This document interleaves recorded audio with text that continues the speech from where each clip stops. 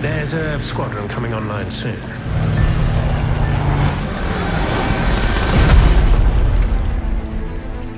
CO3, a bunch of holes. I'm flying with whoever will have them. Hi there, I'm Grace Viccary reporting for the Fan Carpet. I'm here at the premiere of Hurricane. Let's go and meet the actors. What brought you to get involved with this project, first of all? I think when I read the script and the story really kind of spoke to me, and I really wanted to tell the story, and it was a story that I didn't know, and I don't think enough people do know, and I thought it was a very exciting thing to be a part of. So yeah, I just jumped on board straight away. So I got sent the script and I read it, and I met David, the director, and we talked about it and what we felt the film was about, and he said that he felt the film is largely about outsiders, and he talked a lot about my character and who she was and what she was like, and I just wanted to be involved because it was just a really fun, bold character and a really important story. Basically, it was just that I was sent a script and asked if I had any interest, and I read it, and I guess I was a bit indifferent because it was the Second World War and I felt I'd seen all these stories before, but when I read it I realised the core of it, the heart of it, was something that I should have known about and didn't, the fact that 20% of the aircraft were brought down by these guys seems to me that could be the difference between winning the Battle of Britain and not. So that's what made it important for me to continue and tell the story. Well, the script was given to me and I read it, and I'd never heard of the story before, so that's what drew me in about this true story that no one's even heard. I mean, people even in England haven't even heard of it, so that's what drew me into it. Why do you think it's important to tell this story, especially like now in light of things that are going on in the world? I just feel like the Polish communities and other European communities who live and work here in Britain they're like dehumanized a lot, and they're made to seem like they are, what's the word? They're like eating off of us. I can't think of the word. Like leeches. I think that's the way the media kind of present them a lot of the time, is that they take a lot and they don't give anything back. And actually, they work so hard. The Polish friends that I have are great, and they're just members of the community of London. And I think, especially with everything with Brexit, there's such a lot of hatred towards immigrants at the moment, which is completely unfounded. And if this film can do anything, it can make people be a bit more accepting and see that it's not just now that they've been part of our community. Well, I think you can sort of see some parallels. At the end of the war, these guys kind of got sent home and they weren't really thanked, and I think there's a lot of that going on. I think Britain has a bit of a history of getting all the help from people and then deciding to turn their back on them, and and it's kind of happening now, and I think we need to learn from history, and because you never know when something like this might happen again. Well, hugely, and a real dynamic within myself. In truth, the fact of the matter is that the Battle of Britain was not won by UK-based pilots against Germans. I mean, there were South Africans, Indians, Australians, Canadians, Polish, Czech Republic. It was a collaborative exercise, and that illustrates clearly that being together is much better than being apart. So I think it is quite a strong message for our contemporary world right now, particularly in the UK. I think it's important to tell a story now because I think anyone can relate to it. Anyone who's been forgotten or discouraged or misplaced or anything like that, I think anyone can relate. But especially to Poland, I think these were forgotten heroes, even in Poland, and I think it's special and amazing that we were able to tell the story and everyone can see it. Well, it's a Second World War film about a part of history which might be not really well known. That there were some not only Brits were fighting in the RAF for the Great Britain. There was also a lot of Polish and Czechoslovakian and some other nationalities. It's interesting. You must be so proud to be part of a project that's trying to do that. Do you think that you feel like it's done a good job? Yeah, I do. I think so. I think, the one thing that's incredible about the film, the most important thing about the film. How are you? You all right?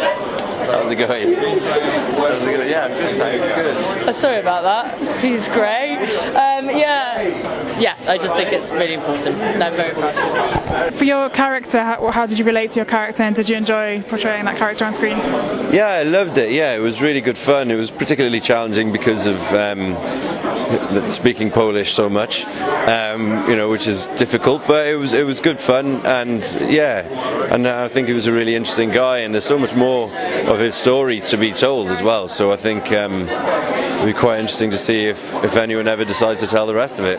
How long did it take you to get the Polish down? Well, I had very little time, so I had about a few weeks really, but everyone was really supportive, and the Polish actors were brilliant, and they really kind of supported me along the way, and they helped me a lot. It's just really fun and really bold, and there are a lot of lines in the script where I was like, how am I going to say this? And it was a challenge for me, I think. And can you give us any examples of lines that you saw? I'm not going to do them now, but you'll see them. Fabulous. I think that he's courageous, and his courage and his conviction into teaching these guys how to fly better. I mean, in fact, they didn't even really need to teach them to fly better. They already knew how to fly really well. So I think I related to him just because he was this very serious guy, and he wanted to make the world a better place, and he wanted to do his part. What were highlights for you in the shooting of this film? Finishing it. I think, I think that it's very difficult when you're telling a true story, and a story that means so much to a lot of people, and the pressure of trying to do that justice is and yet still try to make a movie that has a broad appeal. It's an interesting cocktail that you don't always get right. So, but I think I enjoyed a lot working with the Polish actors, which I thought would be a challenge, not because they were Polish, but because English wasn't their first language. But in fact, that we coordinated that really well, and acting's a universal language anyway. The first thing is to feel what you're seeing as well as hearing what you're saying. So if you're actually feeling it and identifying with it, then that's pretty good, So I enjoyed that a lot. I don't know, there's so many. I think it was kind of seeing that Hurricane fly was pretty cool, and I got to drive a really cool old car, which was great. How does it differ working on film as opposed to TV? I don't find it any different, because I still approach everything in the same state of mind. I look for interesting imagery, I look for interesting performance, and hopefully they come together and you have something. I've just finished a film for the BBC.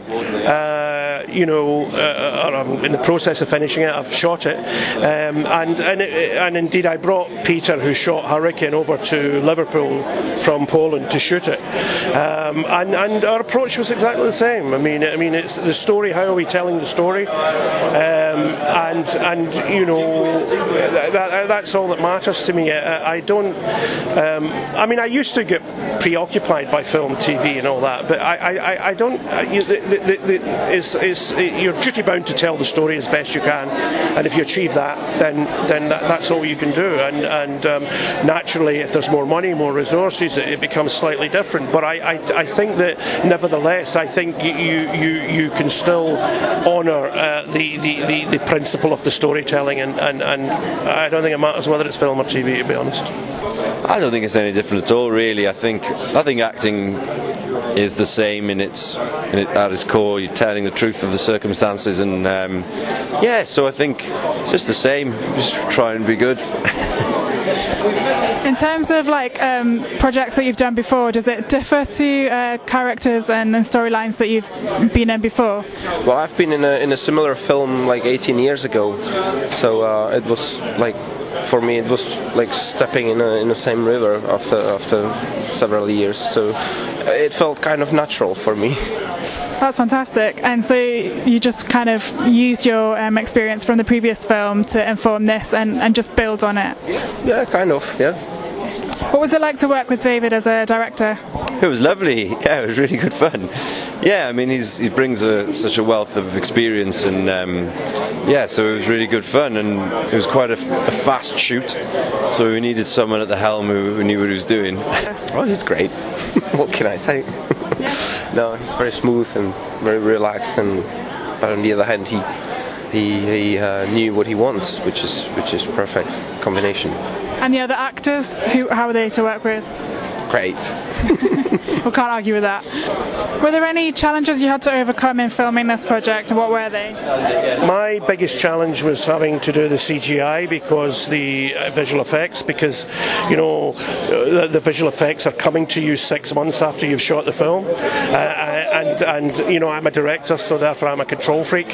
So to not have that at my fingertips as soon as I get into the cutting room made me a little bit twitchy, and because I haven't done a lot of work on with visual effects, of course, it's a bit of a nail biter waiting for these shots to come on stream, I should say, and drop them into the film. So that was the strangest. I wouldn't say it was the worst aspect, but it was the strangest aspect for me. Yeah. Just I would like to invite all people who wants to who likes history and who likes to get something new. Other than ability, what do you look for in an actor in order to work with them? The important thing for me is an actor who will be part of a team. I'm not really interested. I mean, there's a lot of work went into selecting the guys who became the squadron, because I was not looking for a group of men. I was looking for, obviously, a squadron, but I wanted these men to be individuals, and they had to do it in occasions with just very little material, because I couldn't do a story strand for them all. Otherwise, it would be a 10-part serial. So it was important when they had those moments that it grabbed the audience and it worked. So I would always, when I'm working in any way, I'm always looking for, we do readings, and the reading isn't of great interest to me. It's talking to the actor that's important to me, because that will tell me more than whether or not they can read a part. That's for somebody else upstairs. That's not for me. I need to know that I can work with the person, identify with the person. They can identify with the part, and they will become a part of the making of the film as a whole, not as them, as individuals. Thanks for watching. That's all from us now. Please follow us on Facebook, Twitter and Instagram, and we'll have more for you next time. We survived!